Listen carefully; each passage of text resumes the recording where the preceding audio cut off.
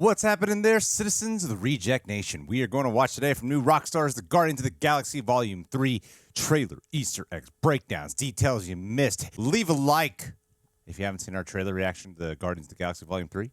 Go ahead, check it out. Let's see what's going on.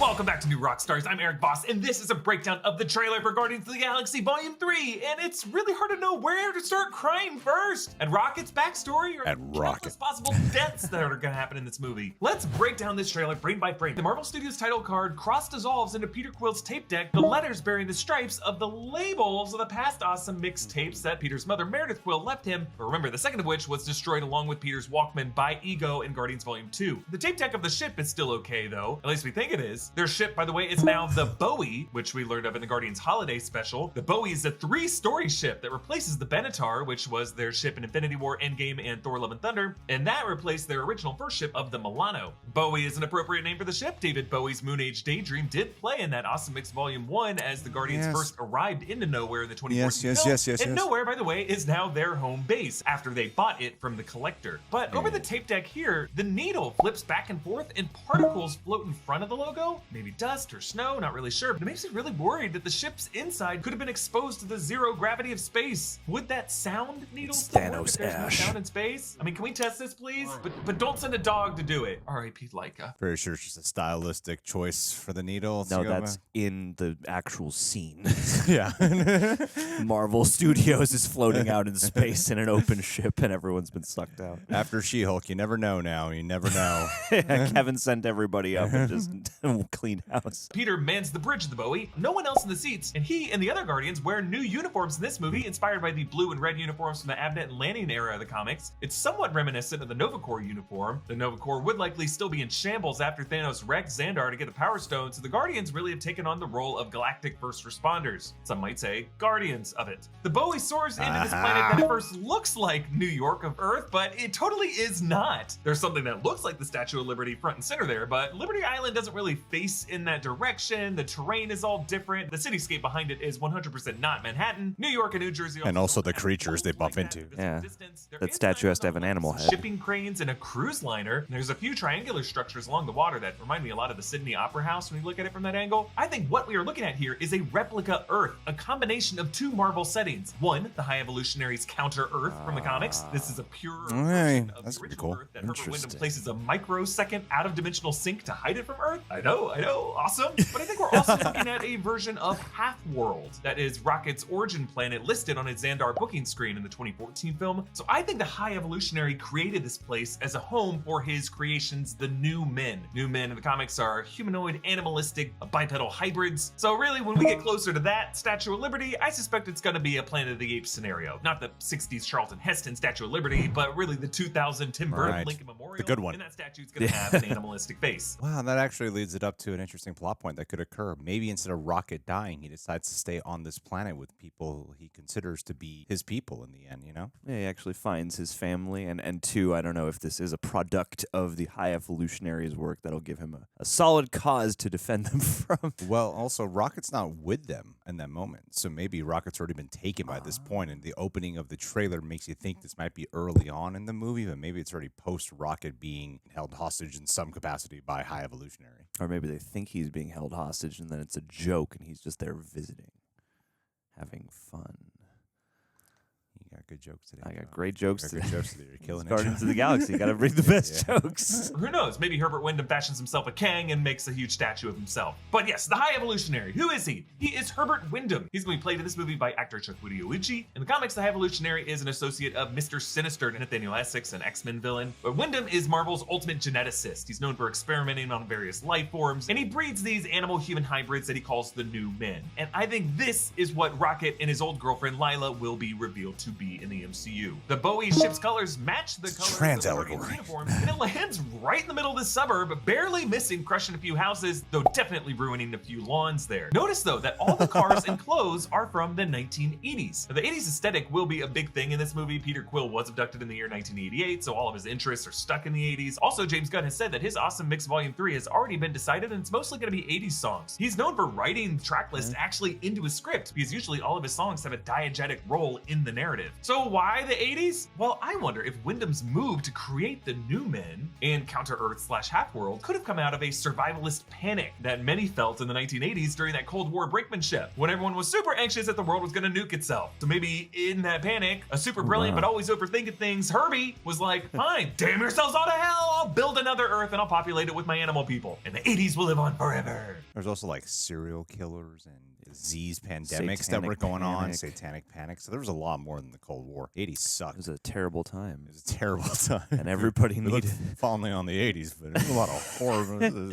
It was a really fearful time in the 80s. That's why there was such good fiction, because everyone wanted to escape and stay that way. Okay, as the Guardians deboard the Boeing, notice it's just Peter, Mantis, Nebula, Drax, and Swoll Groot. No Gamora yet, and no Rocket. I think they have come here looking for Rocket, who maybe went looking for his home world and his old friends. The locals are all suspicious. One is carrying a fly swatter. Really, the longer you look at these guys, the freakier they get. Like the postal worker looks like a bird, maybe a peacock, but has 5 humanoid fingers that are talon claws. Ugh. I also just like the idea in this world, mail still might be delivered by birds, even birds that don't fly because they don't have wings, but they still just walk and drive around. The guy who shouts at him is a rabbit whose ears are now drooped down like long hair of a professor. And behind him, there's another bird-beaked man, but with hair like the Muppet Bert. There's also a panda in a polo shirt tucked into jeans. Jeans held up by a belt. I hope that belt isn't made of leather. Now that street sign has some alien language on it. It's kind of hard to make out, but it's another indicator that this isn't like an alternate reality Earth. This is another planet that was created to be an alien world. Like, notice how they all speak in another language. No! Ow! Drax pegs this poor kid with a kickball. That sound is really seared in my memory from all my years playing gym dodgeball. Really, I'm less worried about the ball hitting her face than I am by that girl's head hitting the pavement. No. That's such a funny moment. Drax's reaction is surprising considering bullets tickled him in the Guardians Holiday Special. Also notice how Swoll inconsistency of rules at all, even when a rock hits him right in the head. The music in this trailer is Space Hog's In the Meantime from 1995. It's a glam rock hit from their album Resident Alien. They were heavily influenced by David Bowie. Actually, that loop at the beginning was influenced by the dial tone one would hear when you make a call from the US to the UK and you get a cross line. The lead singer said it's the sound of a phone ringing and being engaged at the same time. The lead singer, Royston Langdon, said that this song in general is him trying to reach people, find an end to isolation. It reminds us a lot of Rocket in this movie. Really? Someone who is desperate to reconnect to his roots, but the timing just not really connecting. We see that Peter has his headphones in. Remember, since Ego destroyed Meaningful his needle Walkman, drop. I assume this is the Zune that Yondu left him at the end of Volume 2, and all the music we hear in this movie is going to be messages. Important Mantis details. says, don't forget about where we came from, and we learned in the holiday special that Mantis is Peter's half-sister, both of them children of Ego, who is a Celestial. This ancestry will likely play a big role in this story. What does it mean for them to have Celestial DNA, especially now that we know more about Celestials after the Eternals film? Why did that DNA pass on to Peter and Peter was able to activate it while so many other of Ego's offspring died? Also a reminder to everyone that James Gunn's long-lost hidden Easter egg from the Guardians movies is still undiscovered, but likely has something to do with Meredith Quill and all those location coordinates that we see throughout the films. James Gunn has said over the years that New Rockstars and MT, who was really the pioneer of trying to decode this stuff, and various others online have gotten close to uncovering it fully, but not all the way yet. Ultimately, I think it's gonna be all about Meredith Quill, and what about her DNA made Peter Quill so uniquely successful to carry the Celestial DNA from Ego? And I think Mantis, as the external hard drive of all of Ego's guilt, might know more about that secret from Meredith, because Ego was the one who gave Meredith Quill that brain tumor.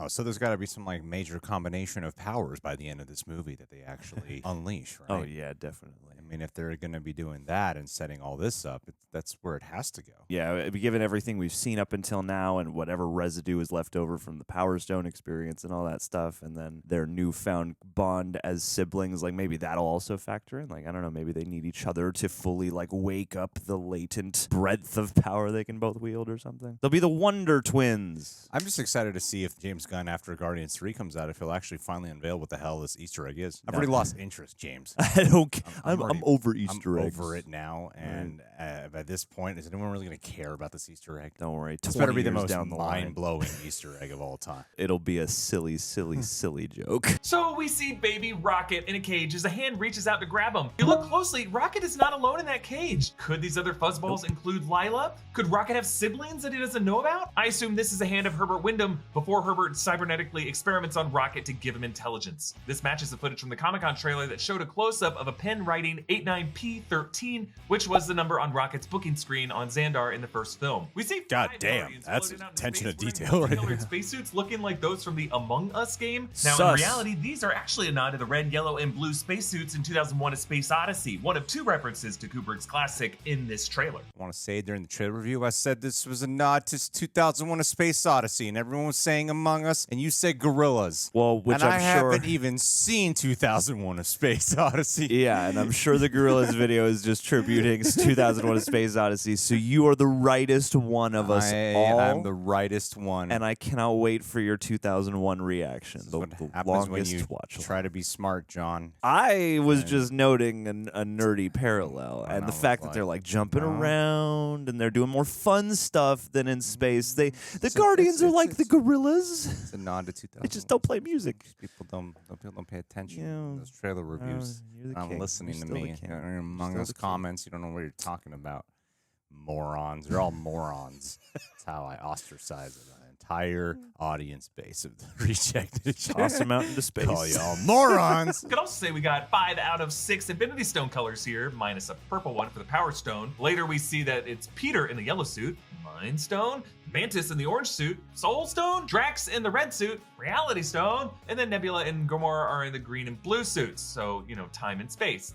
I don't know if there's any connection there. But Groot is I think not they're just with it. themed to their character Later shot. colors. It's a strip with 6 rainbow colors on it. Really, what is this massive fleshy structure that they're leaping down onto? We get a better look at it later throughout the trailer. You can see this flesh has a hairs butthole. poking out of it as they jump across it. I speculate that this could be spinal or nerve tissue from Yeah. the rest of Nowhere's body. That ringed hole with the construction Yeah. lining it could actually be Nowhere's eye socket, yeah. an optical nerve upon getting He slowed slammed down, before, definitely. or maybe even after he was beheaded. Gamora looks at a Polaroid, not sure what of yet. Maybe something Peter gave her to chart a reminder of his years with the original 616 Gamora. We know from the Comic-Con footage that Gamora will be leading a side group of Ravagers. The Guardians march through the streets of Nowhere. That's the same set that we saw in the Guardians Holiday Love he's Special. got boba. Right, that's Mantis, Drax, Rocket is sipping something, and then Nebula is carrying Peter. Then we see Groot and Kraglin and Cosmo the Space Dog. Now, Cosmo was reintroduced in the Holiday Special, first seen as one of the collector's items in the 2014 film. Cosmo is based on Laika, the poor Russian space dog, thus the Soviet letters on her spacesuit. In the comics, Cosmo has telepathic and telekinetic powers. We saw a little bit of that in the Holiday Special, but the dog now has a voice collar that's voiced by actress Maria Bakalova. That was the actress in Borat 2. Gunn has suggested that Cosmo is Who that closest to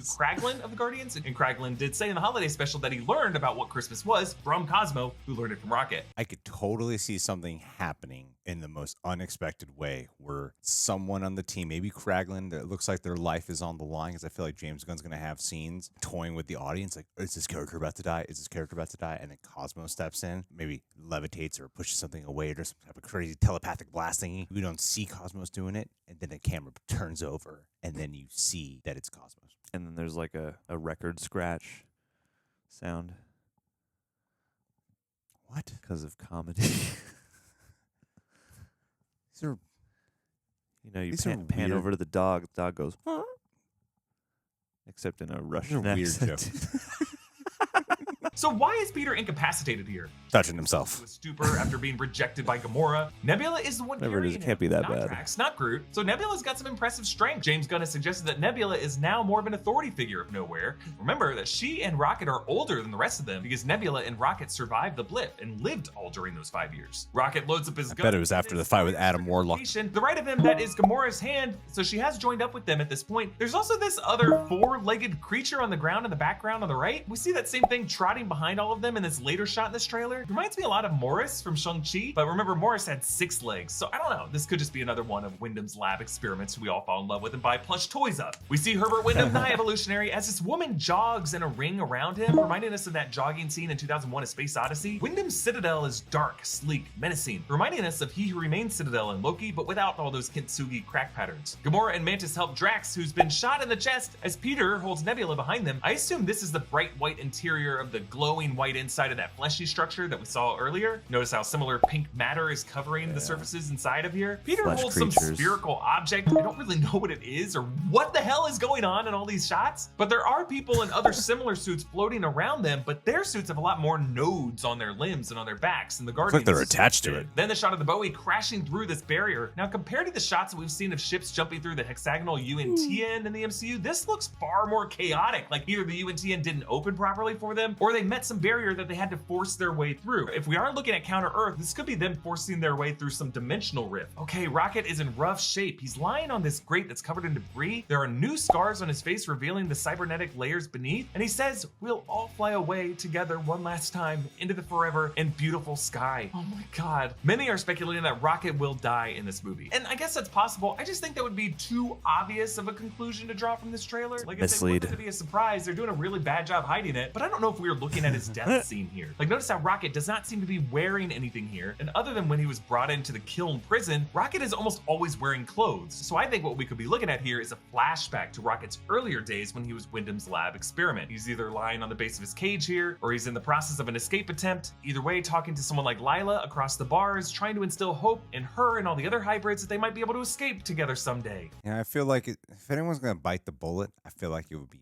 Drax, just because Dave Bautista, I feel like, wants to put an end to all this. Sure. But if they do kill Rocket, I love Rocket. I really do. I do think if they kill Rocket, though, they got to do it Glenn style, Walking Dead. You know what I mean? Yeah. I think High Evolutionary, he's got to bash Rocket's head Just in. like a He's extended walking around sequence. the Guardians. You don't know which one the High Evolutionary is going to kill. He does Drax just to make you think it's over. Yeah, and they're like, okay, that we Abraham. saw. And then bam, smashes that raccoon's head in like nothing. for like 5 straight minutes. Yeah, just literally Lila's there. She's watching.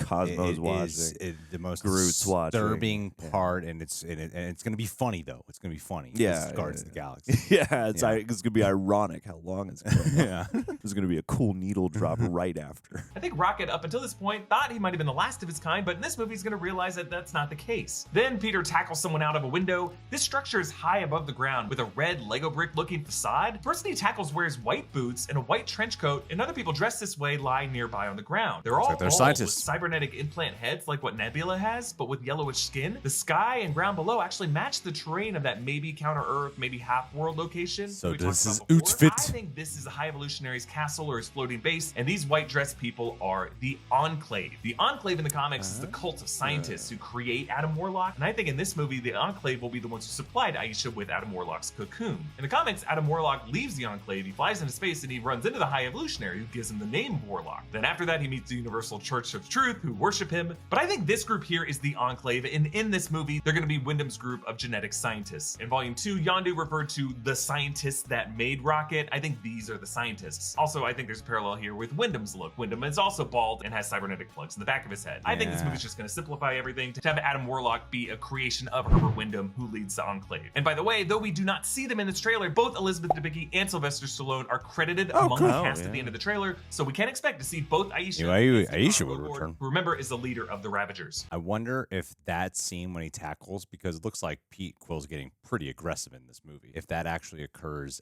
after that moment in the trailer where you see Quill like screaming in agony at the top of his lungs overlooking something. Oh, yeah. Because it looks like it's in some type of lab room, so I imagine he's taking it out on the scientist. If he's going to go that far to like tackle someone out of the window, you know? Yeah, maybe it's not necessarily the throes of like intense pain as much as it is like that last bit of effort you need to charge somebody or something like that. Yeah, it'd be cathartic. Quill and Groot flee the crashing Bowie ship. Nebula cheers in a celebration among the other refugees of nowhere. Then Herbert Wyndham looks bitterly disappointed in that same hangar bay that we saw the Guardians in before, the one that was on fire. Debris flies around him, looking a lot like the dust that appeared over the Marvel Studios logo in the opening shot. Then a close-up of a drop of blood, and then Peter wails in agony over what I assume is an operating table with a breathing tube, someone dying in front of him. So who dies in this movie? If the blood drop is from this scene, it's probably not Groot here, because you know Groot doesn't really bleed like we do. Also, we already got a Groot death in the first movie. So yeah, we could be looking at Rocket. I just don't think that earlier shot is from its death scene specifically. But it could be someone else. Notice this shot. Rocket is hugging this trash otter. This is Lila.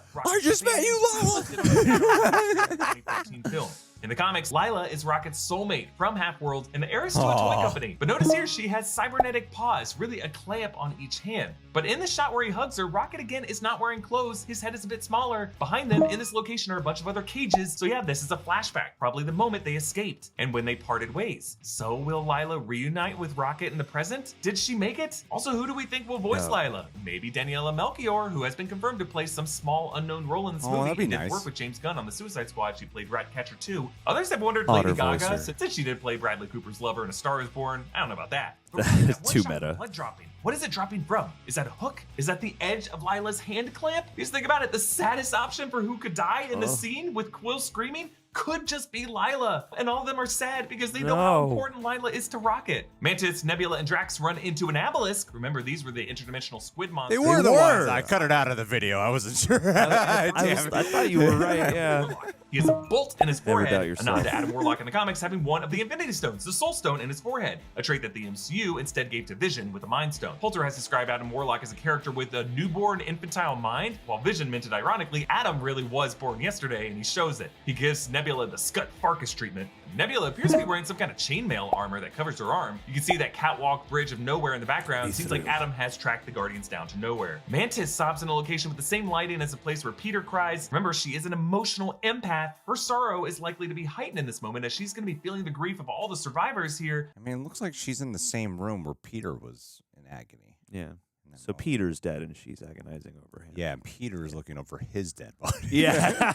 It's just a chain of everyone looking at Peter's dead body. He's like, why can't I make you Real wake up? expressionate movie. It's going to be art very house art house ethereal for Guardians 3. A lot of people going, I don't get it. Really abstract, Marvel. Don't play it that outside the box, jeez. Rocket is seen in a white glowing realm that looks like an ethereal version of that cage-filled lab. You can see the outline of the cages behind him. He's once again not wearing clothes, and his cybernetic bolts are visible on his chest. So maybe Rocket is flatlined or he's close to death, and his mind is transporting him back to the place where he met Lila. And speaking of characters dying, Swoll Groot says, "We are Groot," which his father, OG Groot, only said as his final words when he gave up his life. All other times, Groot just makes the sound, "I am Groot," with subtle vocal and tonal variances on that, which is where the different words come in. Peter and Groot are in a shootout with those Enclave folks and their soldiers. I think this shot is coming right before Peter tackles one of them out the window. Now, watching the Guardians Holiday Special, a lot of folks were freaked out by Swoll Groot's form, but now you can see it serves a practical purpose. There's just a bunch of extra limbs and branches tucked in there, ready to clutch multiple things at once. So and I love how we cut to black right as Groot shoots the camera. Yep. The title reveal translates from Kree letters to English as it illuminates. In the Comic-Con trailer, we actually saw Nebula putting up this sign, so this might be an actual sign in the movie that gets set up on nowhere. On to the final clip. Kill anyone who gets in our way. No, not kill anyone. Kill a few people. Kill no people. Kill one guy, one stupid guy who no one loves. Now you're just making it sad. Yes, the one stupid guy who no one loves sounds like Herbert Wyndham. The idea that no one loves him suggests that Herbie had to create his new men because no one else would love him. Like Michael Scott, 1 in 100 kids, so he can have 100 friends and no one can say no to being his friend.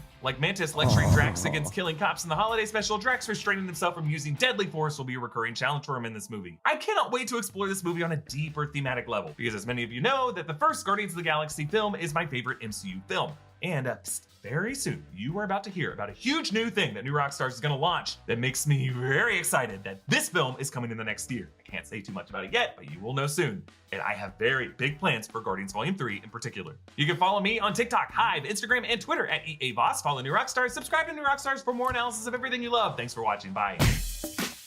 Dude, that was an awesome mix volume Easter eggs. Yeah, there was a good amount there. Very excited for this movie. What are these jokes? I just wanted to end on an ironic note because you know me, man. I'm too cool for anything. I don't anticipate stuff. It's funny. It wasn't a joke, but then it became a joke. And now it's getting better. Save the best jokes for last.